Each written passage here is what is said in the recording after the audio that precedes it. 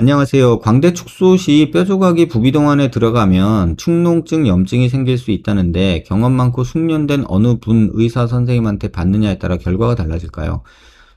이건 사실 조심성 문제인 것 같아요. 수술할 때 이제 저는 이제 체부 쪽에 뼈를 웬만하면 자르지 말자주의고요. 이런 일들이 생길 수도 있으니까. 근데 이제 뭐 잘랐는데 뼈가 슉 들어가 버렸어요. 그러면은 이제 뭐 어쨌든 그걸 꺼내려고 마구마구 하다 보면 뼈가 다 부서지거든요. 뼈가 얇아서. 그러니까 어느 정도 노력은 하되 막 무리하지는 않게 되죠. 근데 이런 과정들이 좀 경험치고요. 뼈를 조각을 거기다 빠뜨리지 않는 것도 짬이죠, 사실은. 근데 생길 수도 있어요. 근데 생겼다고 그러면 무조건 염증이 생긴다라고 말하는 어떤 유튜브나 뭐 블로그나 이런 데서 방송하고 이러시는 분이 있었다고는 들었어요. 근데 저는 그렇게 생각하진 않아요. 근데 그게 그렇게 뼈 조각이 있으면 무조건 염증이 나고 축농증이 생기고 그러냐? 그거 아니거든요. 그래서 실제로 이 질문이 뭐 오늘 처음 있었던 질문은 아니고요. 이게 2020년대부터 있었던 질문이거든요.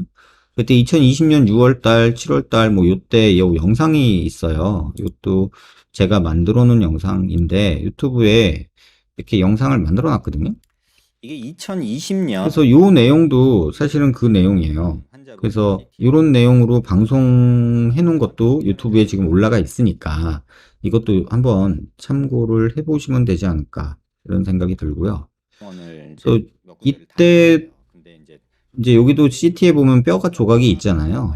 이런 조각이 있어서 염증이 있으니까 이런 경우면 염증이 있다라고 얘기를 하고 하는데 이걸 뭐 빨리 수술해야 된다.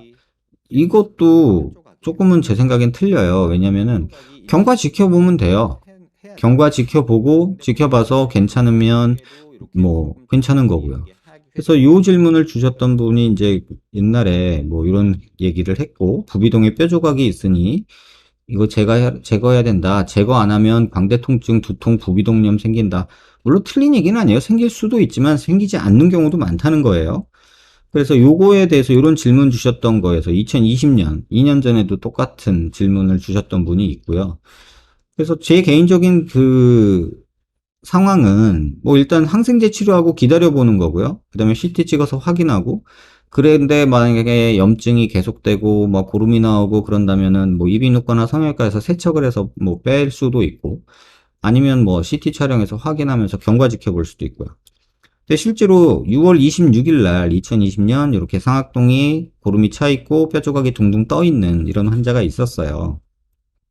근데 한 달 있다가 CT를 찍어봤는데 이 뼈가 앞에 가서 달라붙고 염증은 다 사라졌죠. 거의 다 사라졌죠. 그리고 이 뼈는 여기 있죠.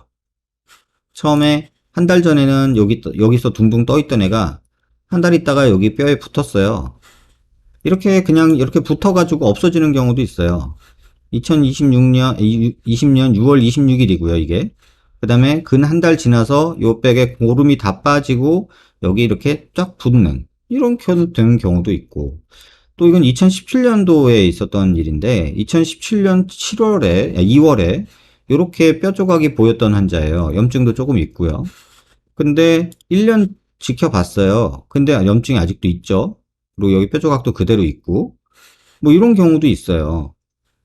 근데 2020년 됐어요. 염증 다 사라졌죠. 뼈 조각은 그대로 있죠.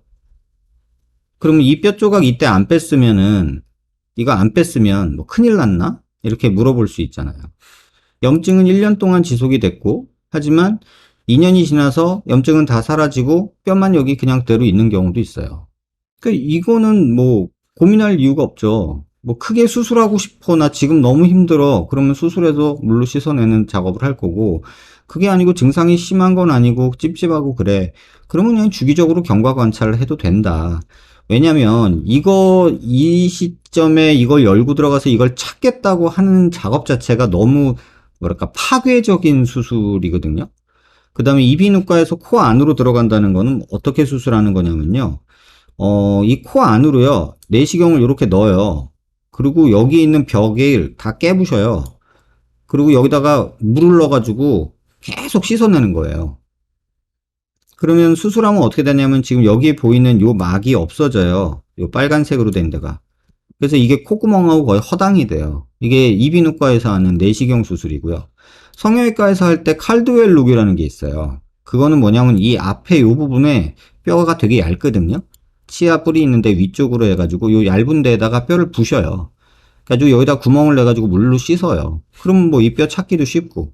그래서 접근하는 방식 자체가 다른데 이비인후과에서 하는 거는 여기서 들어가서 요게 내벽 쪽을 다 깨부시는 방법을 쓰고요. 성형외과에서는 이 앞쪽에 입안을 열고 들어가서 이 앞에 광대 부분의 뼈를 열어서 물로 씻어내는 그런 작업을 해요.